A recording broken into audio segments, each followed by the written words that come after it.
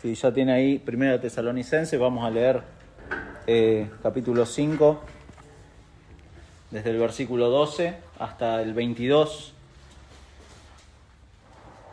en donde Pablo hace como una serie de consejos finales en esta carta. Y como titulamos, les muestra de alguna manera cuál es la voluntad de Dios para la iglesia. Así que vamos a leer y luego vamos a orar, pedirle al Señor su guía. Dice versículo 12, os rogamos, hermanos, que reconozcáis a los que trabajan entre vosotros y os presiden en el Señor y os amonestan, y que los tengáis en mucha estima y amor por causa de su obra. Tened paz entre vosotros. También os rogamos, hermanos, que amonestéis a los ociosos, que alentéis a los de poco ánimo, que sostengáis a los débiles, que seáis pacientes para con todos. Mirad que ninguno pague a otro mal por mal, antes seguid siempre lo bueno, unos para con otros y para con todos. Estad siempre gozosos, orad sin cesar, dad gracias en todo, porque esta es la voluntad de Dios para con vosotros en Cristo Jesús. No apaguéis al Espíritu, no menospreciéis las profecías, examinadlo todo, retened lo bueno, absteneos de toda especie de mal. Oramos. Señor, gracias por tu palabra, gracias por este tiempo que tuvimos de alabanzas a ti, Señor, gracias por recordarnos delante de quién estamos, delante tuyo, Señor, y rogamos precisamente por eso, Señor, necesitamos tu guía. Confiamos plenamente en la obra que el Espíritu Santo puede hacer por medio de tu palabra. Porque uno puede hablar y decir palabras, pero qué vacío, Señor, es todo si no está tu obrar en medio de tu pueblo, por medio de tu palabra. Por eso rogamos, Señor, santifica a tu pueblo, salva a esos corazones que se endurecen y se mantienen rebeldes contra ti. Ten misericordia de ellos. Te lo pedimos en el nombre de Jesús. Amén y amén. Bueno, como dijimos, Pablo está terminando esta carta.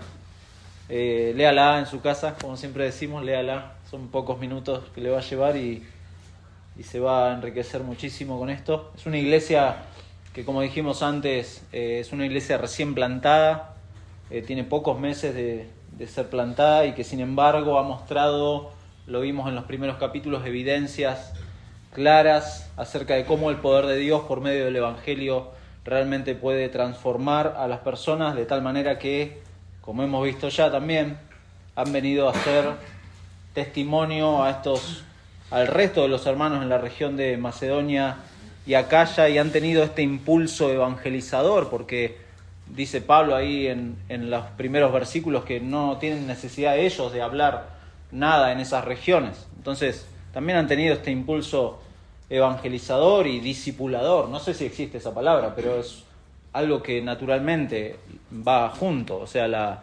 evangelización necesariamente lleva al discipulado de la gente. Usted no puede ir y predicar el Evangelio a alguien y no comprometerse a hacerlo un discípulo del Señor.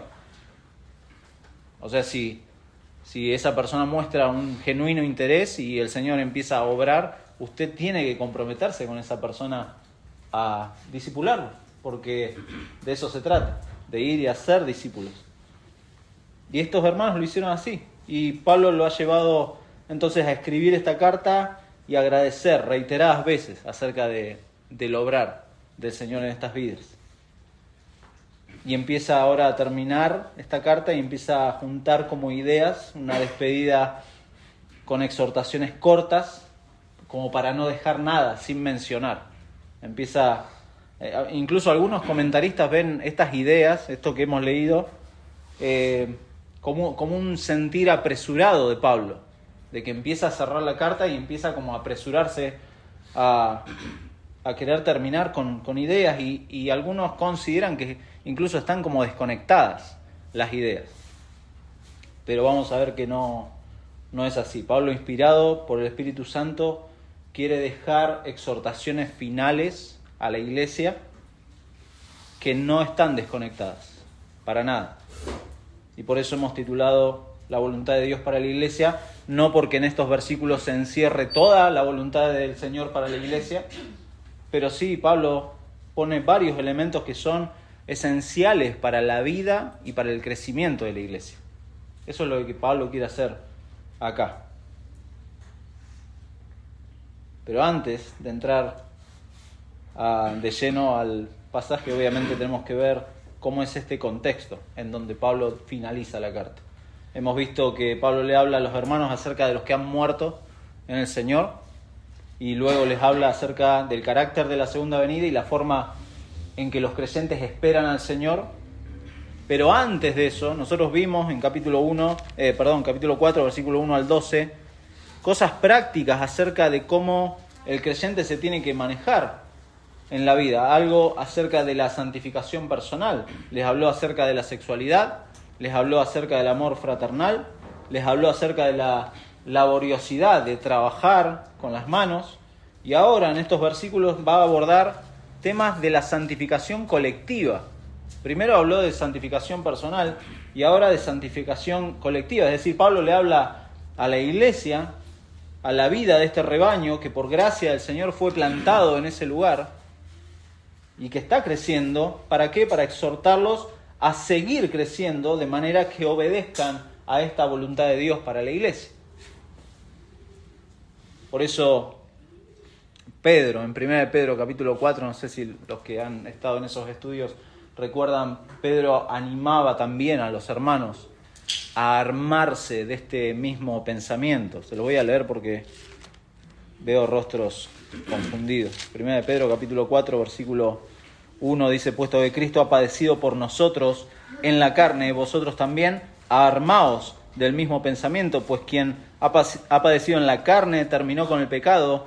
Y acá está la responsabilidad de los creyentes, para no vivir el tiempo que resta en la carne. No sé cuánto tiempo le resta en la carne a usted, mi hermano, o no sé cuánto tiempo tiene asegurado vivir en la carne, pero lo que resta de ese tiempo no lo vivamos conforme a las concupiscencias de los hombres, sino conforme a la voluntad de Dios. Y uno se pregunta, bueno, ¿cuál es la voluntad de Dios? Y Pablo acaba de abordar eso, temas puntuales que son vitales para la vida de la iglesia, la vida colectiva de la iglesia. Y hay que armarse de este pensamiento y de esta manera crecer, como decimos, y hay veces que no pensamos cuando decimos frases, crecer en el Señor. ¿De qué se trata eso? Bueno, allá por la década del 50 comenzó a desarrollarse un movimiento que luego fue conocido como el movimiento de Igle Crecimiento. Y la idea de este movimiento era que los creyentes debían estudiar al ser humano, al hombre, en sus partes psicológicas, sociológicas, antropológicas, para determinar cómo crear una iglesia que va a crecer. Y de eso se trata el movimiento de Igle Crecimiento. Y el mensaje incluso iba a ser popular a través de apelar justamente a este análisis de cómo era el hombre, cómo era su cultura, cómo era ese público, ese objetivo que tenían. Y así surgieron personajes, y quizá uno de los más conocidos, y algunos lo hemos leído, a Rick Warren. Hemos tenido ciertas experiencias sobre ese tema. Y otros han convencido a la mayoría de los líderes de las iglesias que si su iglesia local no está en crecimiento, eso es una señal segura de que no es una iglesia sana y han fracasado. O sea, analizan la iglesia sana en función de números. Y eso no es correcto, no es bíblico. Y entonces muchos pastores, muchos miembros de iglesias se sienten como presionados para crear programas, para idear estrategias, para buscar la forma de que la gente se sume. Usan esa frase, que la gente se sume. Y entonces hay premisas falsas que supuestamente dan vida a la iglesia para que crezca. Premisas falsas, que la voluntad de Dios para cada congregación local es el crecimiento numérico. Es una premisa falsa, no es así. Que las necesidades y las sensibilidades de los inconversos deben determinar la estrategia de la iglesia o la forma que predicamos el Evangelio. Eso no es correcto y no es bíblico. No es así. Que la falta de un adecuado crecimiento de la iglesia en todo el mundo demuestra la necesidad de una nueva reforma en la iglesia. No, no es así. Son premisas falsas. Entonces, de esta manera el Evangelio, el mensaje del Evangelio, la predicación fiel de la palabra, pierde relevancia. Mucha gente, y nos va a pasar, mi hermano, mucha gente se va a acercar a la iglesia y se va a ir porque no le ve relevancia al Evangelio. Y ese es el corazón nuestro, así éramos nosotros. Es la locura de la cruz, que es dejada a un lado para dar lugar a estas estrategias humanas. Pero como iglesia tampoco podemos hacer lo otro, ¿no? No solamente podemos dejar de lado la cruz de Cristo, el Evangelio, sino que también, por otro lado, podemos, en nombre de la sana doctrina, en nombre de ser reformados, en nombre de ser cristocéntricos, empezamos a crear como leyes internas dentro de las iglesias. Estos defensores del Evangelio empiezan a generar cosas internas no basadas en la palabra de Dios. Y Pablo quiere que estos hermanos, y les ruega, fíjense que hay 2 veces la palabra os ruego, os rogamos, les ruega que recuerden estas cosas esenciales para la vida y el crecimiento de la iglesia. La idea entonces es que como hijos de Dios, y esta es la identidad que Pablo ya ha marcado, versículo 5 de capítulo 5 dice, porque todos vosotros sois hijos de luz e hijos del día, no somos de la noche ni de las tinieblas. Esa es nuestra identidad, versículo 8. Pero nosotros que somos del día, seamos sobrios, habiéndonos vestido con la coraza de fe y de amor y con la esperanza de salvación como yelmo. Entonces, la idea es que como hijos de Dios, bajo esta identidad, debemos practicar el comportamiento que refleja a un hijo de Dios. Eso es lo que Pablo quiere acá. Esto, mi hermano, no va a llegar por ósmosis, no va a llegar por un trance místico, no, sino por obedecer los imperativos de la palabra de Dios, y muchos de ellos en el contexto de la iglesia local, que es lo que Pablo está haciendo acá. Y de hecho todos los verbos en este pasaje funcionan no solamente en plural, sino como imperativos obligatorios. No son opciones, no son consejos así en el aire de Pablo, no, son cosas que hay que hacer como iglesia. En primer lugar, Pablo habla acá de la relación entre pastores y miembros. Fíjense, versículos 12 y 13. ¿Cuál es la voluntad de Dios en la relación entre pastores y el resto de la congregación? Bueno, lamentablemente, quienes han participado, creo que la mayoría en alguna iglesia seguramente ha tenido alguna decepción en relación al liderazgo. Hay personas que, y podemos estar toda la mañana acá hablando de eso, acerca de cómo hemos sido defraudados o en el peor de los casos, lastimados emocionalmente por causa de un liderazgo no bíblico. Y Pablo le escribe, incluso le escribe a Timoteo y a Tito principalmente acerca de cómo debe ser la vida y la función de los que ministran. Cómo tienen que ser los colaboradores, cómo tienen que ser los diáconos. La palabra de Dios es clara en cuanto a esto, cómo tienen que ser los que sirven al Señor, los ministros, los pastores, los ancianos, los diáconos, etc. La palabra de Dios es clara, incluso el Antiguo Testamento es muy claro acerca de cómo es la responsabilidad, qué implica el oficio de aquellos que servían en el templo.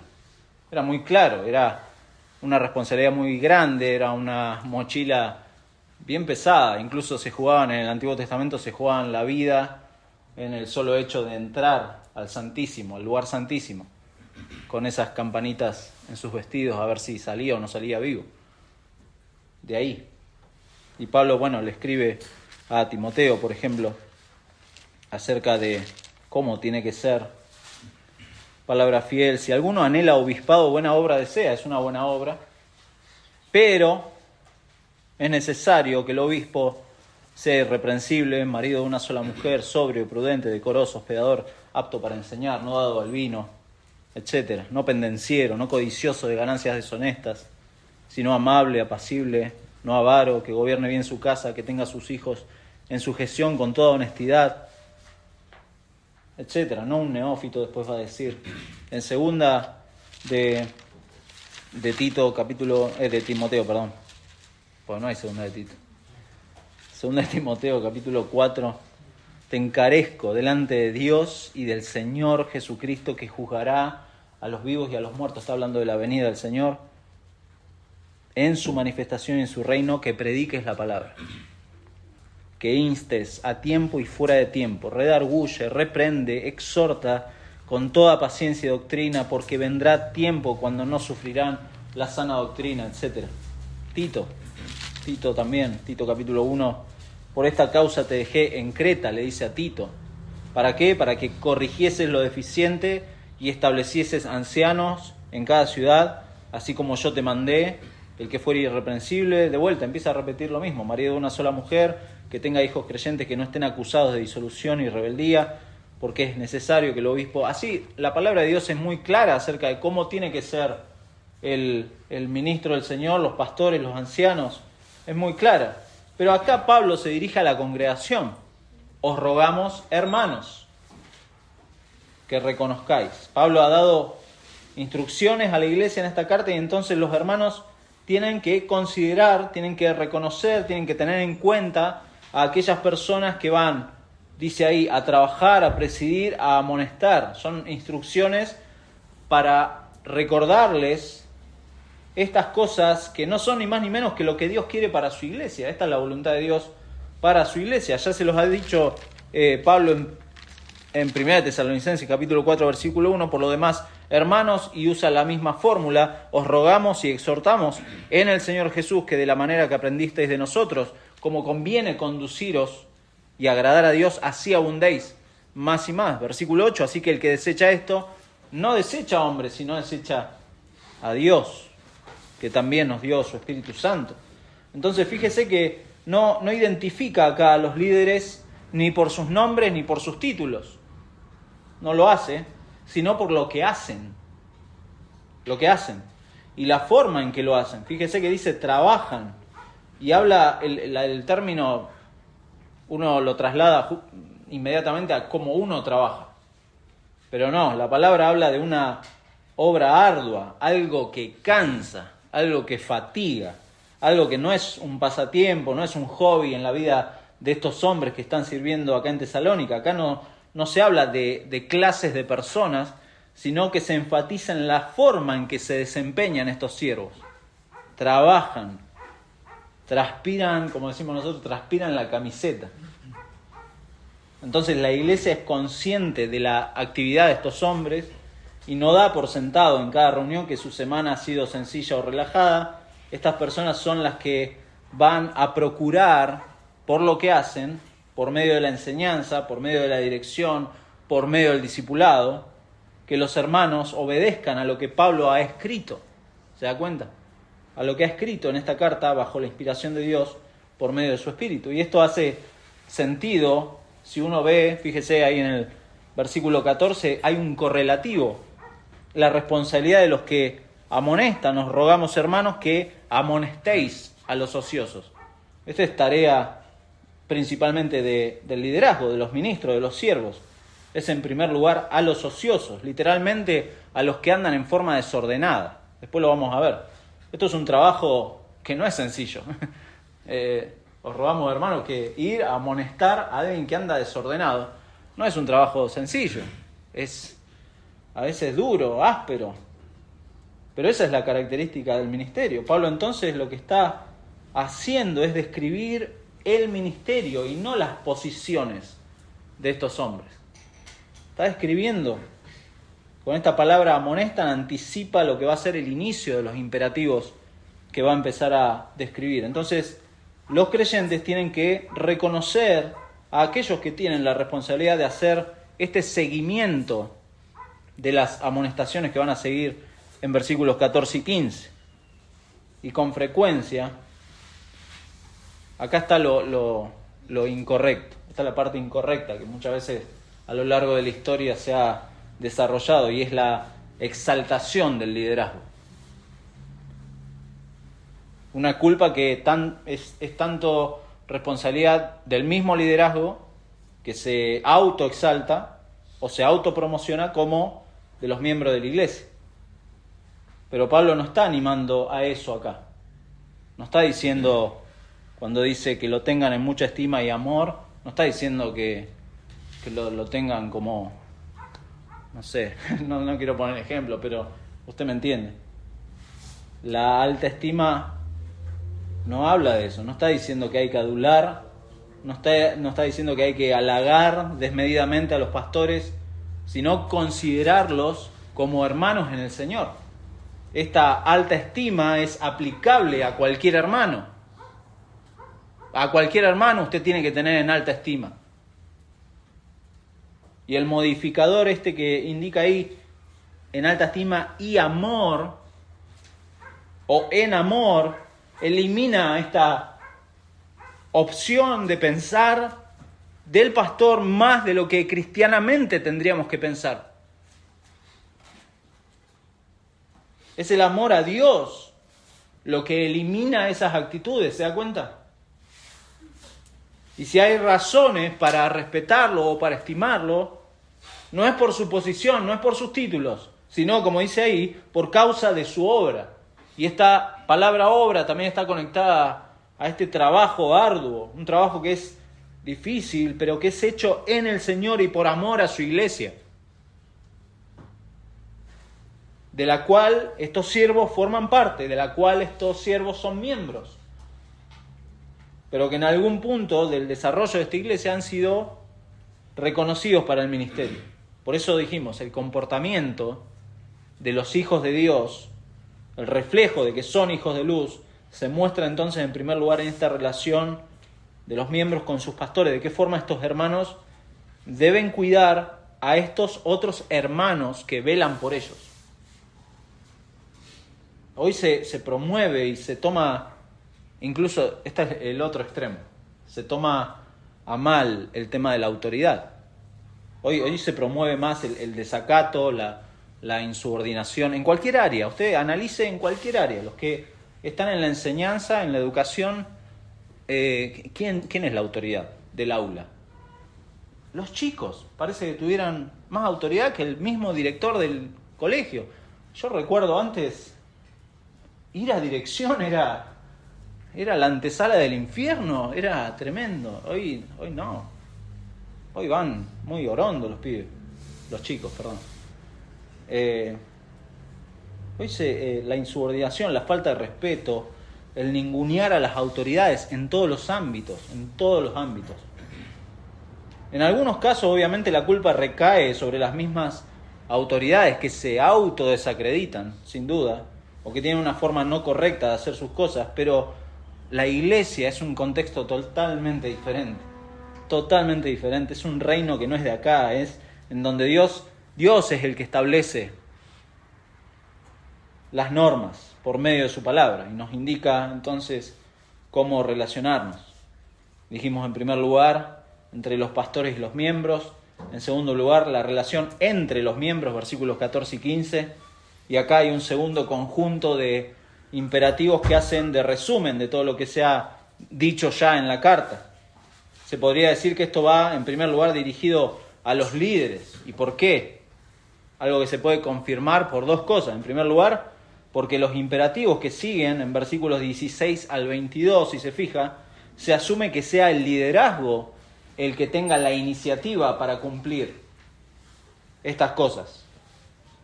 Y en segundo lugar, los primeros 5 que están ahí en 14 y 15, no solamente tienen que llevarlo a cabo los pastores, sino que tienen que los pastores cuidar de que esto se viva en la comunidad de la iglesia. ¿Por qué? Porque el compromiso es con el Señor, con la cabeza de la iglesia. Ahí está el compromiso. Por eso la primera amonestación que dice acá es a los ociosos. Dijimos que eran los que andan desordenados. Otras traducciones, y quizá alguno tiene otra traducción, pone indisciplinados, holgazanes, desordenados. Literalmente es fuera de línea.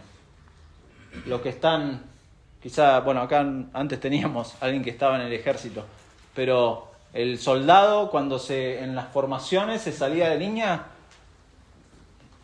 en el horno. Bueno, esta es la idea.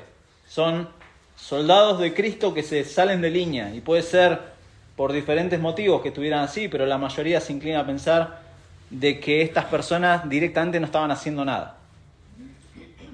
No estaban dependiendo de los demás, incluso lo vimos antes en capítulo 4, estaban dependiendo de otros acerca del sustento, no estaban trabajando posiblemente, estaban interrumpiendo la paz de los demás y en definitiva estaban afectando a toda la iglesia, Se salían de la dirección por donde toda la iglesia iba. Teníamos algo en común, una visión en común, y bueno, estas personas se desviaban un poquito de esa situación. Eran personas que en definitiva a la larga iban a perturbar el orden, y en 2 de Tesalonicenses vamos a ver que esto efectivamente pasó.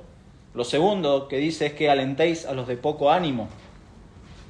A personas que están desalentadas, desanimadas, que están débiles. Posiblemente algunos se veían desanimados, y lo vimos ya en capítulo 4, desanimados por el tema de la muerte de los hermanos, de seres queridos que no sabían qué iba a pasar, y posiblemente esta confusión era lo que los llevaba a estar así, con poco ánimo.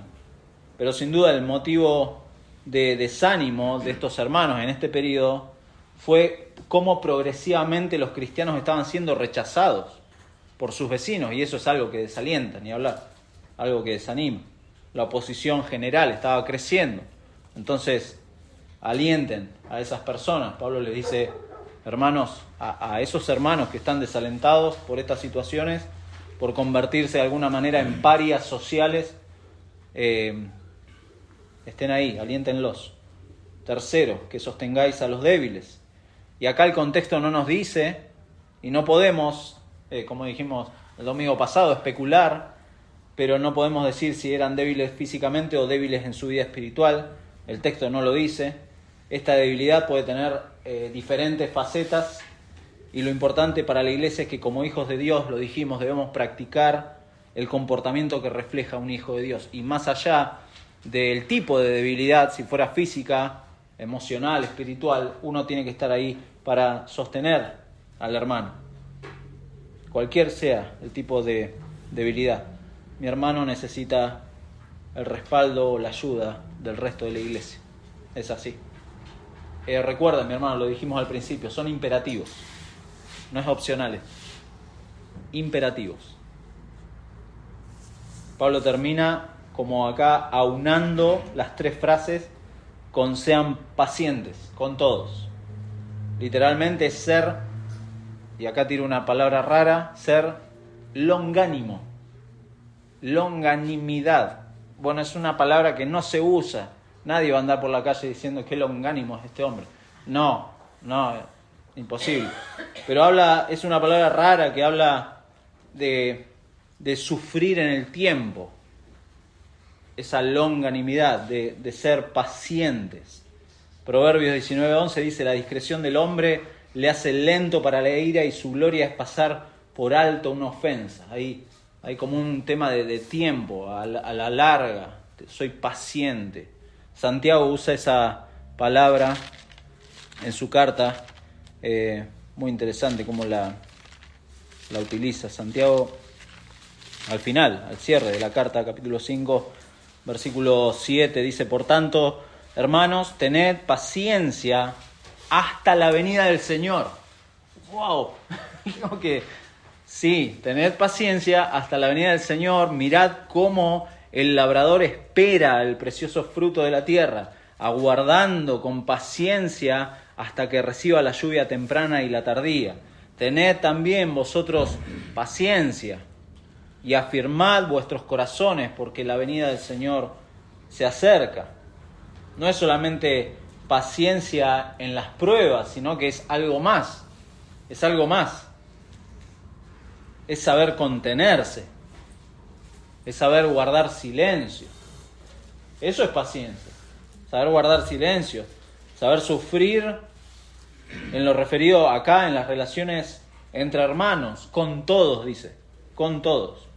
Y si bien son áreas que primeramente los pastores deben accionar, es algo que el resto de la iglesia también debe procurar. Esto lo hacían los hermanos. Fíjese que Pablo le dice en capítulo 1, Pablo era paciente, era un hombre paciente. Si leen 2 de Corintios, se van a dar cuenta que realmente tenía una paciencia sobrenatural Pablo. Pero él le dice a estos hermanos que ellos vinieron a ser, capítulo 1, versículo 6, vosotros vinisteis a ser imitadores de nosotros y del Señor, recibiendo la palabra en medio de gran tribulación, con gozo del Espíritu Santo. Entonces, de tal manera, dice ahí, que habéis sido ejemplo. Entonces estos hermanos, sin duda, imitaron esta paciencia también de Pablo, y esta exhortación es con el fin de que ellos sigan trabajando en eso. Y termina esta parte con el versículo 15, que dice: mirad que ninguno pague a otro mal por mal, antes seguid siempre lo bueno, unos para con otros y para con todos. Y para con todos. Pagar mal por mal es algo que Pablo y el resto de los apóstoles tenían en claro, dadas las enseñanzas del Señor Jesús. El Señor Jesús en Mateo capítulo 5, no lo busques, se lo leo rápidamente, capítulo 5, versículo 38, dice: oísteis que fue dicho, ojo por ojo y diente por diente. Pero yo os digo, no resistáis al que es malo, antes a cualquiera que te hiera en la mejilla derecha, vuélvele también la otra. No le des un cachetazo vos, sino vuélvele la otra mejilla, eso está diciendo. Y al que quiera ponerte en pleito y quitarte la túnica, déjale también la capa. Y cualquiera que te obligue a llevar la carga por una milla, ve con él 2. Al que te pida, dale, y al que quiera tomar de ti prestado, no se lo rehuses. Oíste que fue dicho, amarás a tu prójimo y aborrecerás a tu enemigo, pero yo os digo, amad a vuestros enemigos, bendecid a los que os maldicen, haced bien a los que os aborrecen, y orad por los que os ultrajan y persiguen. ¿Para qué? Para que seáis hijos de vuestro Padre que está en los cielos, que hace salir su sol sobre malos y buenos y hace llover sobre justos e injustos. Porque si amáis a los que os aman, ¿qué recompensa tendréis? Esto Pablo lo recordaba, los apóstoles lo recordaban claramente. Sed pues vosotros perfectos como vuestro Padre que está en los cielos. Asegúrense de no pagar a nadie mal por mal, les dice acá. Y la contrapartida positiva ahí en el pasaje es el segundo imperativo acá: seguid siempre lo bueno. Traten, procuren, esfuércense siempre por hacer el bien entre los hermanos, pero también hacia los incrédulos. Por eso dice, para con todos. No es hacerlo a conveniencia o cuando lo siento. Ahí dice siempre. Entonces vimos cómo es la relación entre pastores y miembros, entre los miembros, para con los de afuera. Y acá vemos en la tercera parte la participación en la comunión unos con otros, versículos 16 al 18. Si leemos, siempre que decimos lea esta carta o lea esta otra carta de Pablo, siempre que leemos una carta, se tiene que leer toda y no se tiene que ignorar el contexto de los primeros lectores. Eso siempre lo mencionamos. Las cartas se leían en la iglesia y los imperativos de estos versículos se entienden mejor en el contexto de la iglesia reunida. Es decir, esto no va dirigido principalmente a cómo vivían su fe de manera individual y privada. No está hablando de su casa, puertas adentro. No, está hablando en el contexto de una iglesia. Que no se excluye lo otro. No se excluye que le hable en forma privada a los hermanos. Pero sí acá habla de la forma en que estos hermanos, como iglesia reunida, responden en medio de las dificultades. ¿Cómo responden? Por eso la adoración es dirigida a Dios y la edificación de los creyentes es el punto de estos versículos, acá, del 16 al 18. Fíjese, de nuevo, repetimos la idea, el comportamiento de los hijos de luz se desarrolla principalmente entre los cristianos también. Usted no puede ser un hijo de luz si no tiene relación con sus hermanos. Hay una frase que yo me la guardé en el celular, se las mencioné a los hermanos, creo que un miércoles, o 2 miércoles o 3 miércoles, creo que se les ha repetido, pero si alguno no pudo venir esos miércoles, Mark Dever escribió, y cito: ¿quieres saber si tu nueva vida es real? Es una buena pregunta. ¿Usted quiere saber si su nueva vida es real? ¿Su fe es genuina? Comprométete con un grupo local de pecadores salvados. Intenta amarlos. No lo hagas solo durante 2 o 3 semanas, ni durante 6 meses. Hazlo durante años y años. Y así descubrirás, y otros también lo harán, si amas a Dios o no. Si amas a Dios o no. Pero esto lo dijo Mark Dever, ¿dónde está en la Biblia, Germán? Bueno, lea 1 de Juan y se va a dar cuenta que está en línea con mucho de lo que está diciendo este hombre en esta frase. ¿Quiere saber si su nueva vida es real? Si su fe es genuina o si no es una fe de domingo solamente. Ame a sus hermanos. Año tras año, hasta que el Señor venga. Hasta que el Señor venga. En 1:6 lo leímos, recién estos hermanos fueron imitadores de los apóstoles del Señor, y esto se veía, y estas actividades de regocijarse y orar juntos presuponen lo que va a venir después, fíjese, y confirmar aquello que da inicio a la carta, que es la acción del Espíritu Santo en la vida de la iglesia. Una iglesia que obedece a Dios y su palabra, una iglesia que ha tomado esta palabra no como palabra de hombre, sino como lo que es palabra de Dios. Capítulo 2, versículo 13. Por lo cual también nosotros sin cesar damos gracias a Dios de que cuando recibisteis la palabra de Dios, que oísteis de nosotros, la recibisteis no como palabra de hombre, sino según es en verdad la palabra de Dios, la cual actúa en vosotros los creyentes. No solamente habían recibido la palabra de Dios, sino que esta palabra estaba actuando, y el resultado natural son estas cosas. Fíjese, el gozo, la oración, las alabanzas en medio de las tribulaciones. Esas son sin duda evidencias de la presencia del Espíritu Santo. Y por lo tanto evidencias de una fe genuina que no dependen de las circunstancias. ¿Se da cuenta? Es precioso esto. Muchas veces, y se lo van a decir, mi hermano, se va a acercar una persona que nos visita y quizá tienen un trasfondo de otras iglesias y les va a decir: ay, pero qué fríos que son acá. Yo no siento el Espíritu Santo. Bueno, cuidado, porque las evidencias de la presencia del Espíritu Santo es esto: es el gozo, es la oración, es la alabanza, es la comunión, es la dependencia de Dios por medio de su Espíritu, y principalmente la obediencia a su palabra. Eso es. Y no necesita sentirlo, ¿sí? Porque los sentimientos nuestros son bastante volátiles.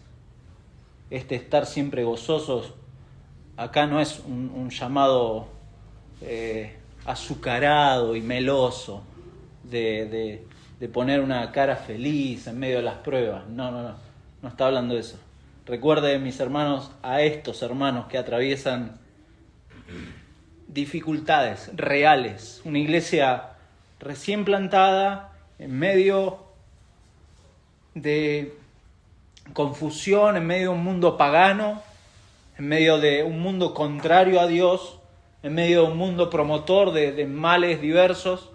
Estos hermanos estaban en medio de pruebas. Y Pablo le dice que es sarcasmo de parte de Pablo. No, porque Pablo entiende que el gozo no es poner una cara feliz, no es ser un meloso y un romanticón. Hay muchos cristianos que son muy románticos, pero Pablo no está diciendo eso. La voluntad de Dios para una iglesia así, tanto en forma individual como cuando se reúnen, es que sigan exaltando a Cristo, al regocijarse, siendo Cristo el centro de su vida en todo. Y en este contexto también deberían orar continuamente. Orad sin cesar. No hay mucho que explicar. Orar constantemente. Y es el constante recordatorio de nuestra dependencia de Dios. Y de ahí la conexión con el agradecimiento del versículo 18, dad gracias en todo, porque esta es la voluntad de Dios para con vosotros en Cristo Jesús. Esta es la voluntad de Dios. Un corazón agradecido, mi hermano, es el modo de vida de aquellos que Dios ha redimido por medio de Cristo. Es el modo de vida. Y es interesante, acá hay un modificador del dad gracias. En la Biblia, cada vez que damos gracias, encontramos el agradecimiento en relación a personas, por nuestros hermanos, o en determinadas circunstancias. Acá no dice, dad gracias por todas las cosas. Dice, dad gracias en todas las cosas. Está hablando de una situación, un lugar, una circunstancia. Acá no importan las cosas. Está bien dar gracias a Dios porque, no sé, por el trabajo, por el sustento. Damos gracias a Dios, obviamente, por el plato de comida que tenemos en la mesa. Pero dar gracias en todas las cosas.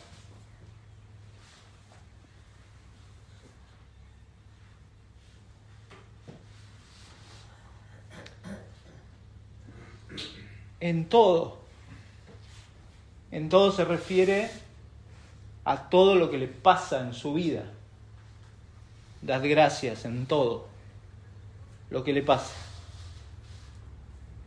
Todo, lo bueno y lo malo, no importa. En todo.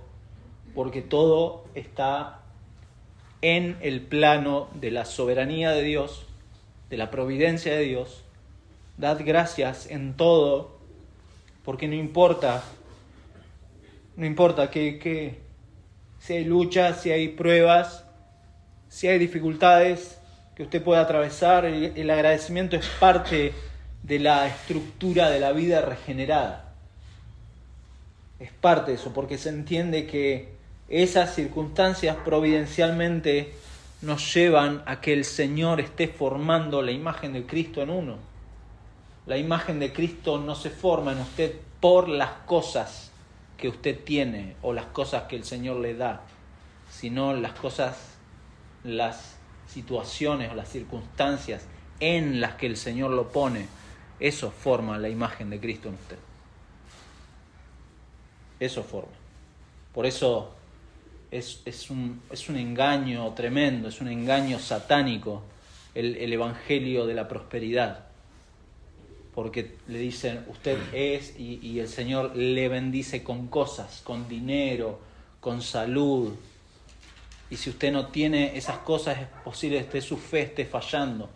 No, es diabólico eso, porque acá el Señor nos está diciendo, dad gracias en todo, porque esta es la voluntad de Dios para con vosotros. Cualquier circunstancia, esa es la voluntad de Dios. No importa, todo está formando a Cristo en usted, y esto realmente no es normal, es sobrenatural realmente. Naturalmente, ¿qué es lo que pasa? Que nuestro corazón es ingrato. No somos agradecidos. Somos agradecidos por las cosas, pero las circunstancias nos cuestan mucho más ser agradecidos en todo. Reconocer la soberanía de Dios. Pablo, hablando de la condición caída del hombre, y eso es lo que arrastramos, dice que los hombres, habiendo conocido a Dios, no le glorificaron como a Dios, ni le dieron gracias. O sea, el desagrado, el no agradecer a Dios es parte de este corazón caído. Por eso Pablo le tiene que recordar a la iglesia, den gracias a Dios en todo. ¿Por qué? Porque esta es la voluntad de Dios para con vosotros. Se los va a decir a los Efesios, capítulo 5 de Efesios, versículo 3. Les recuerda lo que eran y de lo que tienen que evitar: fornicación y toda inmundicia o avaricia, ni aun se nombre entre vosotros, como conviene a santos, ni palabras deshonestas, ni necedades, ni truhanerías, que no convienen, sino antes bien acciones de gracias. Acciones de gracia. Y les dice, versículo 8, porque en otro tiempo erais tinieblas. Le dice lo mismo que a los tesalonicenses. En otro tiempo eran tinieblas, mas ahora sois hijos de luz en el Señor, andad como hijos de luz. Y luego le va a decir más adelante, versículo 18, da el ejemplo del vino: no os embriaguéis con vino, en lo cual hay disolución, antes bien sed llenos del Espíritu Santo, hablando entre vosotros con salmos, con himnos y cánticos espirituales, cantando y alabando al Señor en vuestros corazones, dando siempre gracias a Dios por todo, al Dios y Padre en el nombre de nuestro Señor Jesucristo. ¿Cómo no ser agradecido en todo? Porque todo me lleva a estar formando a Cristo en mi vida.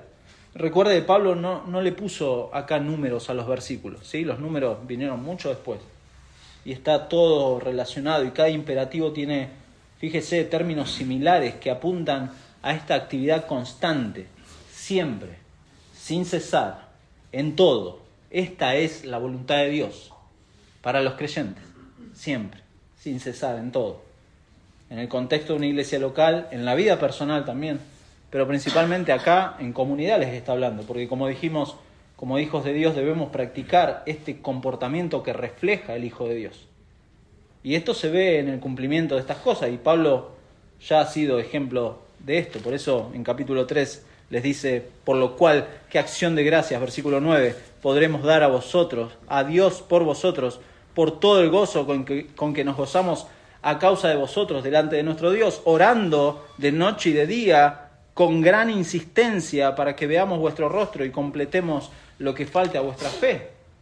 Pablo estaba ejemplificando esto. Pablo lo estaba haciendo en Filipenses. Disculpe, lo estoy haciendo, pero anótelo, los que están anotando, Filipenses capítulo 1, versículo 3. De nuevo, es hermoso ver cómo Pablo no está buscando mensajes novedosos para cada iglesia. A todos les escribe prácticamente lo mismo. Versículo 3 del capítulo 1 dice, doy gracias a mi Dios siempre que me acuerdo de vosotros. Siempre, repite, en todas mis oraciones rogando con gozo por todos vosotros, por vuestra comunión en el Evangelio desde el primer día hasta ahora, estando persuadido de esto, que el que comenzó en vosotros la buena obra, la perfeccionará. ¿Hasta cuándo? Hasta que el Señor vuelva. Hasta el día de Jesucristo, hasta que el Señor vuelva.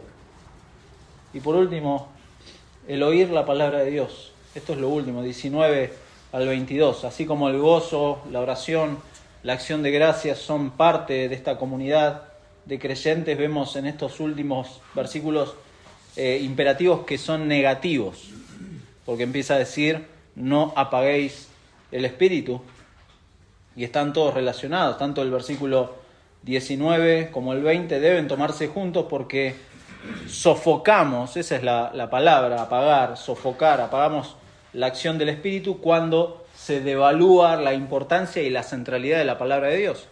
Por eso nuestro último encabezado es el oír la palabra de Dios. Acá dice menospreciar las profecías, se refiere a despreciar el don que el Espíritu daba a sus siervos para proclamar públicamente la palabra de Dios. En el Nuevo Testamento esto incluye no solamente cosas, revelaciones nuevas, sino también posiblemente repeticiones de las verdades de Dios que ya ha dado en el Antiguo Testamento. Pero con el fin de este don, y nosotros teniendo las Escrituras completas, es algo que como iglesia no podemos despreciar. Tenemos a nuestro pastor Ricardo que siempre nos recuerda, lea la Biblia. Y muchas veces yo también les estoy diciendo, ¿estás leyendo la Biblia? ¿Qué estás leyendo? Y estoy leyendo, y viste, empezás a divagar. No, lea la Biblia, intencionalmente medite en la palabra de Dios, porque el Espíritu Santo obra, porque el Espíritu Santo es autor de la palabra de Dios, y entonces la forma en que Dios obra en su vida es por medio de su palabra. Pero estos hermanos y estos líderes tenían este medio.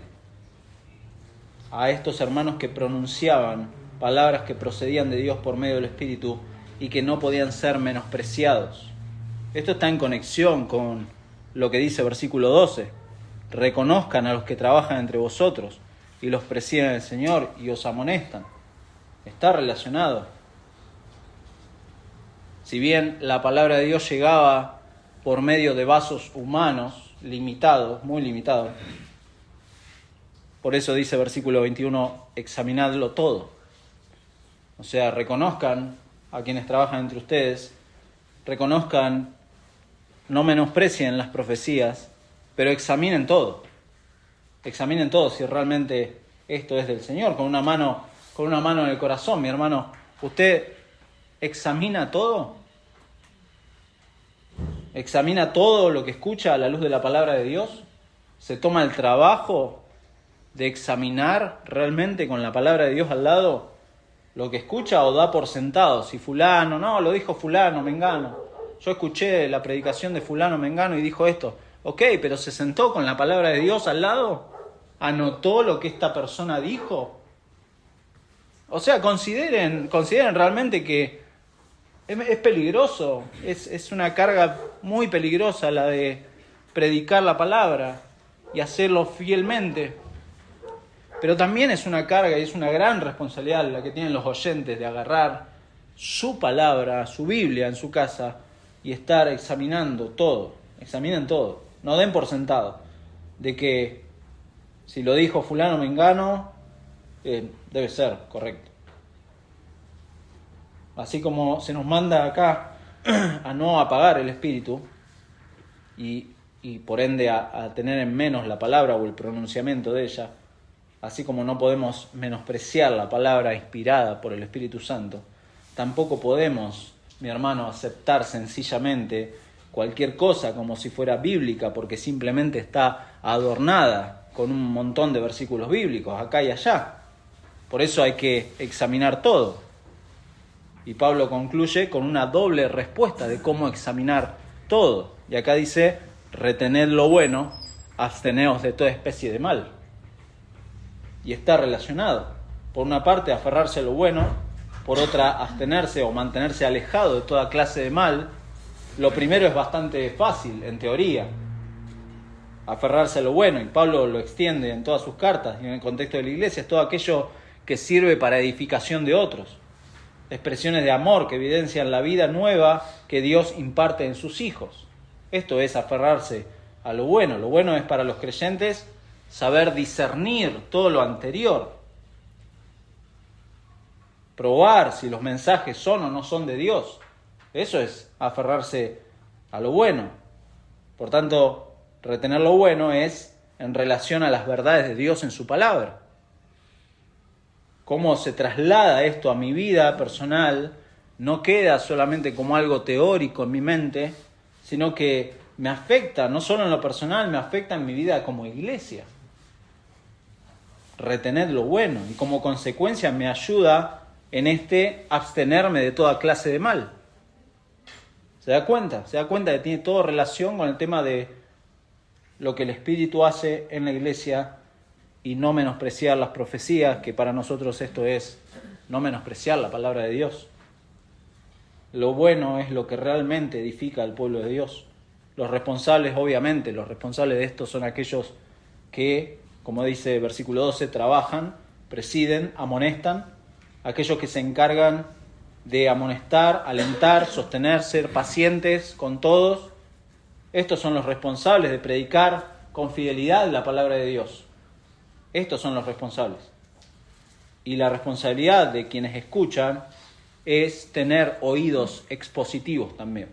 Muchas veces levantamos la bandera de la predicación expositiva. Bueno, levantemos la bandera también del oído expositivo. Porque muchas veces muchos de los problemas que hay en el cristianismo actual es porque los miembros de las iglesias no tienen un oído expositivo y no aplican la palabra en sus vidas. Y obviamente la predicación puede tener también falencias graves. Escuchar expositivamente, probar lo que se dice, pero que también en sus vidas se evidencie con este comportamiento de hijos de luz. Abstenerse de toda clase de mal es lo que apunta a rechazar toda enseñanza que no es buena.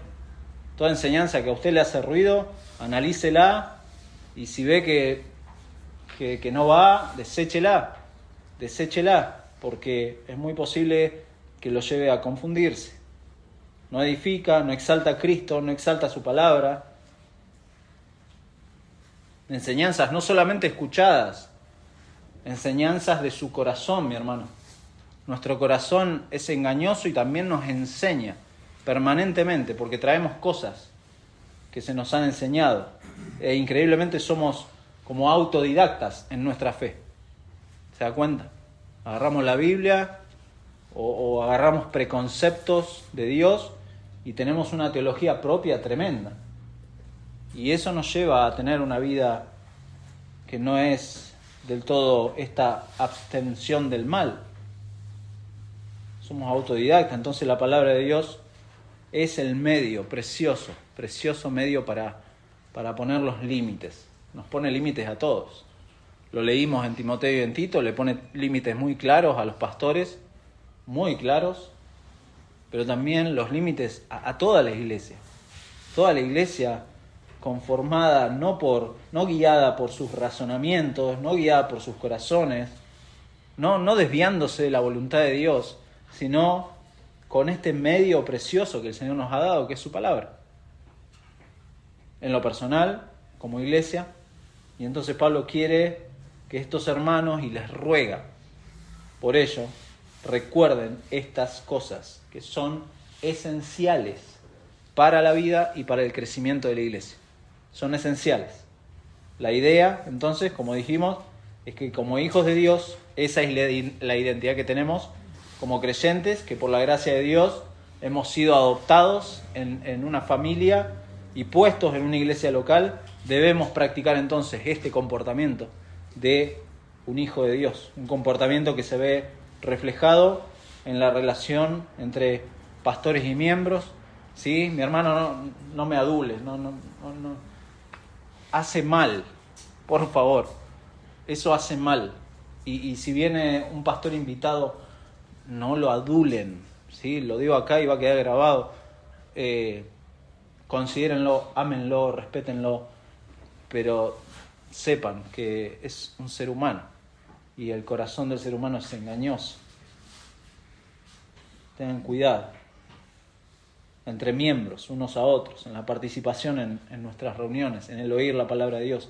Estas son cosas que Pablo acá enfatiza, imperativos, como dijimos, no son opciones, no son opcionales, son imperativos, cosas que uno tiene que hacer, reconocer la obra de Dios en todo esto y en nosotros, y con las palabras de bendición. Es hermoso como Pablo va terminando, lo vamos a ver el próximo domingo. No se preocupe, ya terminamos. Pero quiero leerles lo que Pablo les dice. Después de decirle, absteneos de toda especie de mal, y el mismo Dios, acá estamos con el obrar de Dios, y el mismo Dios de paz os santifique por completo, y todo vuestro ser, espíritu, alma y cuerpo, sea guardado irreprensible para la venida de nuestro Señor Jesucristo. Fiel es el que os llama, el cual también lo hará. Porque 12 al 22 decís, esto es imperativos muy pesados. Pero precioso es ver que es Dios sosteniendo a su pueblo, Dios santificando a su pueblo, Dios guardando irreprensible a su pueblo para la venida de nuestro Señor. Dios manteniéndose fiel porque Él es el que os llama y el que va a hacer esto. Así que mi hermano, gloria a Dios por su glorioso evangelio, porque nos recuerda de que esto es pesado, estos imperativos son, como dicen los jóvenes, son heavy, pero tremendo como ver la gracia de Dios en Cristo. Esta es la voluntad de Dios para la iglesia. Pero en esa voluntad el Señor no nos ha desamparado, como no nos ha dejado sus leyes y se ha desentendido de nosotros, sino que está ahí, sosteniéndonos hasta que pronto volvamos a reencontrarnos con Él. Así que vamos a orar, mis hermanos, dar gracias por este tiempo. Señor, sin duda, en medio de las circunstancias que nos pueden tocar a cada uno, podemos venir con pruebas, podemos venir con cargas, en nuestro corazón. Pero gracias, Señor, porque en tu voluntad, Señor, tú estás formando a Cristo en cada uno de nosotros. Y así lo vas a hacer hasta que Cristo vuelva a buscarnos.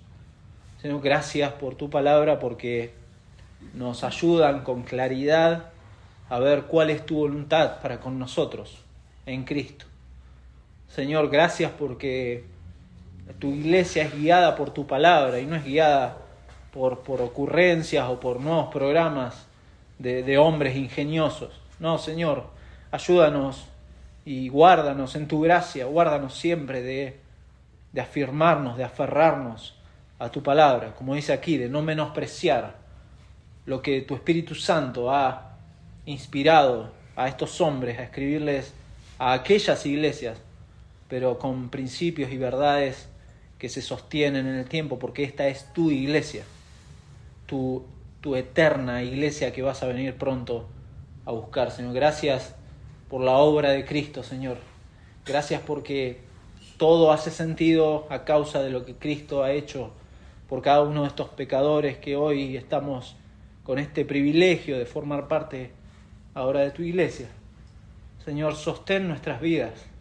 Conoces cada uno de nuestros corazones. No te tenemos que engañar ni ocultar nada, Señor. Tú conoces cada paso de nuestra vida y por eso rogamos, Señor, rogamos que nos guardes de todo mal, que nos guardes de nuestro mal, que nos ayudes, nos auxilies, Señor, porque necesitamos no solamente que nos auxilies en determinados puntos de nuestra vida, Señor, que también nos ayudes a entender que toda circunstancia apunta a la glorificación de tu Hijo en nuestras vidas, Señor. Gracias por tu palabra, gracias por tu iglesia, gracias por cuidar a cada uno de mis hermanos, Señor, por sostenerlos en este tiempo. Gracias por esta libertad que tenemos de abrir tu palabra, de leerla, Señor, y de ahondar en ella para